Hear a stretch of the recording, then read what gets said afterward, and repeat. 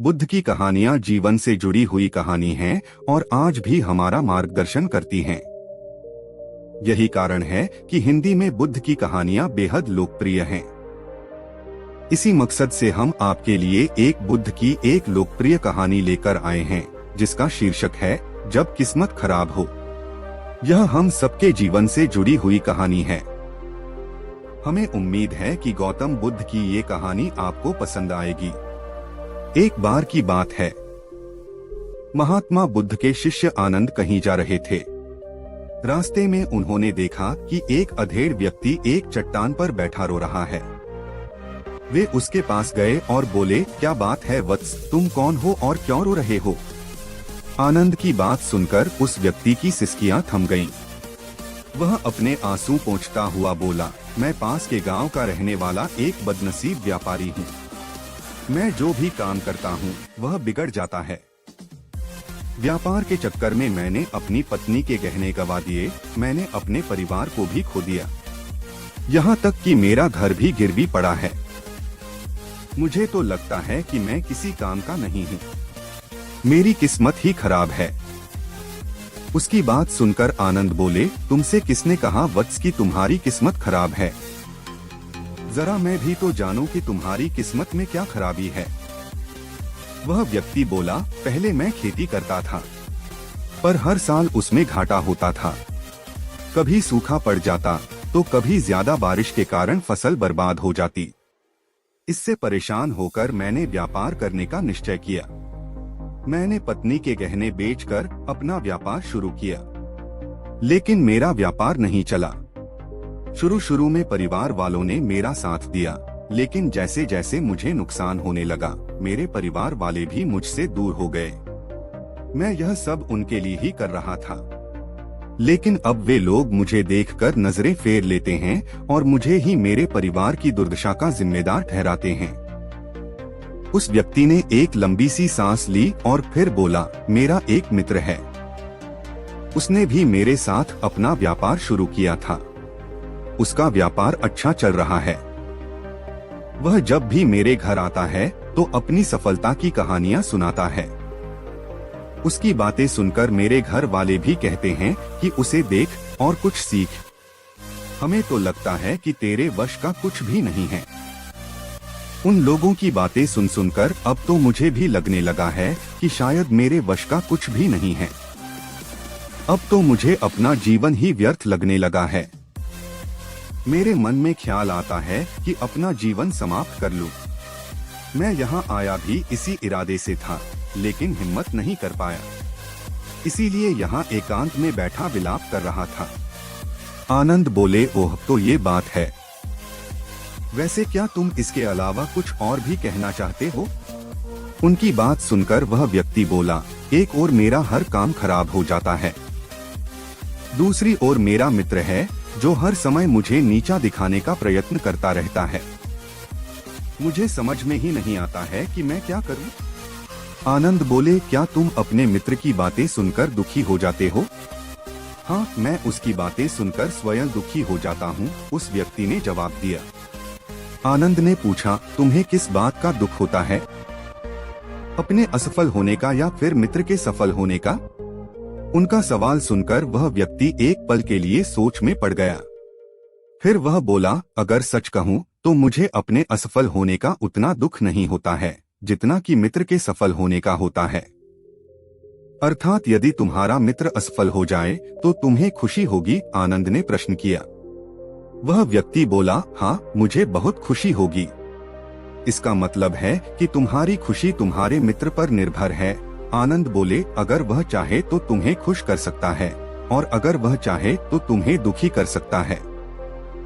तुम स्वयं से न तो खुश हो सकते हो और न ही दुखी हो सकते हो, अर्थात तुम अपने मित्र के गुलाम हो गए हो, इसलिए तुम्हारा कुछ नहीं हो सकता। ऐसा न कहें महत्मन, उस व्यक्ति ने हाथ जोड़ दिए, आपकी बातें सुनकर मुझे कुछ आशा बंध रही है। आनंद बोले, जब हम किसी से आशा बांध लेते हैं तो उस पर निर्भर हो जाते हैं। ऐसे में हमारी खुशी और दुख भी उस पर निर्भर करने लगता है। इससे बेहतर है कि तुम अपने आप से आशा बांधो। जब तुम ऐसा करोगे, साथ ही पूरे जतन से काम करोगे, तो तुम्हें सफलता अवश्य प्राप्त होगी। कहते हुए आनंद ने एक पल के लिए उस व्यक्ति की ओर देखा, फिर अपनी बात आगे बढ़ाई। तुम्हें लगता है कि तुम्हारा मित्र तुम्हें दुखी करने आता है, पर अगर विचार करो तो वह बातें तो सच्ची ही कहता है। वह अपने संघर्ष और अनुभव की बातें बताता है। तुम उन बातों से बहुत कुछ सीख सकते हो। तुम्हें इसके लिए उसका धन्यवाद करना चाहिए कि तुम्हें घर बैठे कुछ अनुभव मिल रहे हैं। तुम उन अनुभवों का लाभ उठाओ, नई शुरुआत करो, कर्म करते जाओ, हार मत मानो, एक दिन तुम्हें सफलता अवश्य मिलेगी। आज तुम जिसे अपना बुरा वक्त या बुरी किस्मत कह रहे हो, एक दिन यह बदल जाएगी। इसी के साथ तुम्हारे विचार भी बदल जाएंगे। और देखना, जब तुम्हारा अच्छा वक्त शुरू होगा, तब तुम्हारा मित्र भी तुम्हें अपनी सफलताओं की कहानियां नहीं सुनाएगा, तब वह अपनी असफलताओं की बातें बताएगा, ताकि तुम उसकी बातें सुनकर भ्रमित हो जाओ, तुम्हारा आत्मविश्वास हिल जाए और तुम गलत निर्णय ले सको। लेकिन उस समय भी तुम्हें अपनी बुद्धि का प्रयोग करना होगा। तुम्हारा मित्र जैसे आज तुम्हें दुखी करने आता है, उसी तरह उस समय भी वह तुम्हें दुखी करने आएगा। क्योंकि जिस तरह उसे दुखी देखकर तुम्हें मजा आता है, उसी तरह उसे भी तुम्हें दुखी देखने में उतना ही मजा आता है। वह व्यक्ति बोला, आपने सही कहा, लेकिन मेरा सबसे बड़ा दुख यह है कि मेरे परिवार के लोग भी इसमें शामिल हैं। वास्तव में मैं तो अपने परिवार के लिए अच्छा करना चाहता था, लेकिन वे लोग भी मेरी बात नहीं समझते हैं। वे भी मुझे गलत कहते हैं और अब तो वे मेरे साथ भी नहीं हैं। आनंद बोले, मैं सब समझ गया। तुम सांत्वना चाहते हो। वास्तव में इस दुनिया में सभी लोग सांत्वना ही चाहते हैं। हम चाहते हैं कि हम जब भी कुछ करें तो लोग हमारी प्रशंसा करें, लेकिन आमतौर से ऐसा नहीं होता है, इसलिए हम दुखी हो जाते हैं। हमें लगता है कि हमारे मित्र, परिवार वाले सब मतलबी हैं। लेकिन तुम अगर किसी को अपना परिवार मानते हो और उसके लिए कुछ करना भी चाहते हो, तो तुम्हें ऐसा क्यों लगता है कि तुम दूसरों के लिए कुछ कर रहे हो? वास्तव में तुम अपनी खुशी के लिए कर रहे हो। इसलिए परिवार के लिए कुछ करना वास्तव में अपने लिए ही करना होता है। लेकिन अगर ऐसा करते समय तुम्हें लगता है कि तुम दूसरों के लिए कर रहे हो, तो तुम दुखी रहोगे। और अगर तुम्हें लगता है कि तुम अपने लिए कर रहे हो, तो तुम खुश रहोगे। क्योंकि जब तुम अपने लिए कुछ अच्छा करते हो या करना चाहते हो, तब तुम्हें सांत्वना की जरूरत नहीं पड़ती है। आनंद की बातें सुनकर उस व्यक्ति के चेहरे के भाव बदल गए। वह बोला, आप सही कह रहे हैं। मैं समझ गया हूँ। अब तक मेरी किस्मत खराब इसलिए थी क्योंकि वह दूसरों के हाथ में थी। अब मैं अपनी किस्मत को अपने हाथ में रखूंगा। मैं फिर से प्रयत्न करूंगा, पूरे मन से काम करूंगा और जब तक सफलता नहीं मिल जाती, चैन से नहीं बैठूंगा। उस व्यक्ति की बात सुनकर आनंद मुस्कुराए और उसे एक छोटी सी डिबिया देते हुए बोले, इस डिबिया को हमेशा अपने पास रखना। इसमें एक ऐसा राज है जो तुम्हें बड़े से बड़े दुख से भी बाहर निकाल लेगा। लेकिन इसे तभी खोलना जब तुम्हारे जीवन में कोई रास्ता न सुझाई दे और तुम्हें लगे कि सब व्यर्थ है। यह दुनिया व्यर्थ है और यहाँ रहना भी व्यर्थ है। उस व्यक्ति ने आनंद को धन्यवाद दिया और डिबिया को लेकर चला गया। उसने नए उत्साह के साथ फिर से अपना व्यापार आरंभ किया। उसका व्यापार चल निकला।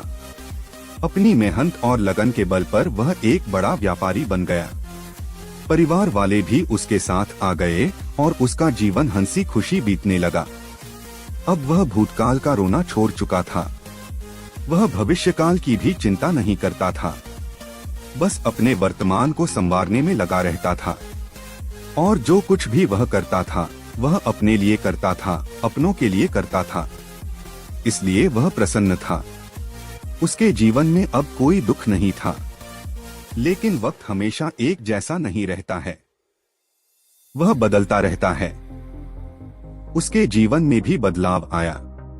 एक दिन उसके राज्य पर पड़ोसी राजा ने चढ़ाई कर दी। उसने इस राज्य पर अपना कब्जा कर लिया। उसके सैनिकों ने चारों ओर लूटमार मचा दी। उन्होंने व्यापारी का सारा धन लूट लिया, उसके घर में आग लगा दी। जान बचाने के लिए उसे अपने परिवार के साथ वहां से भागना पड़ा। वह व्यक्ति अपने परिवार के साथ कई दिनों तक इधर उधर भटकता रहा। वह दाने दाने को मोहताज हो गया। उसका बच्चा बीमार हो गया। इलाज के अभाव में वह तड़पने लगा। यह देखकर उसका हृदय चीत्कार कर उठा। वह कैसे अपने बच्चे का इलाज कराए? उसके पास तो खाने के लिए भी पैसे नहीं थे। ऐसे में उसे एक बार फिर निराशा ने घेर लिया। उसे लगने लगा कि उसका जीवन व्यर्थ है, सारी दुनिया व्यर्थ है, किसी भी बात का कोई मतलब नहीं है। भले ही आप जीवन में कितना भी कुछ कर लो, कितनी भी सफलता हासिल कर लो, पर अंततः यह जीवन समाप्त ही होता है। तो फिर ऐसे में जीवित रहने का क्या फायदा? इससे तो अच्छा है कि वह अपना जीवन समाप्त कर ले। लेकिन तभी उसके दिमाग में आनंद की दी हुई डिबिया कौंध उठी। उसने उत्सुकता के साथ उसे खोला। डिबिया के भीतर एक पर्ची रखी हुई थी। पर्ची पर कुछ लिखा हुआ था। उसे पढ़कर उसकी आंखों के आगे छाया निराशा का अंधेरा छंट गया और वह मुस्कुरा पड़ा। पर्ची पर लिखा हुआ था, यह समय भी बीत जाएगा। उसने डिबिया को अपनी मुट्ठी में भींच लिया और एक नई शुरुआत के लिए उठ खड़ा हुआ। दोस्तों, अगर आप भी ऐसी ही परिस्थिति से गुजर रहे हैं तो निराश न हो। अपने अतीत पर शोक मत करें, न ही भविष्य की चिंता करें। अपने वर्तमान को जिएं और उसे बेहतर बनाने के लिए सच्चे मन से प्रयत्न करें। यकीन जानें, जल्दी ही आपकी किस्मत भी बदलने वाली है।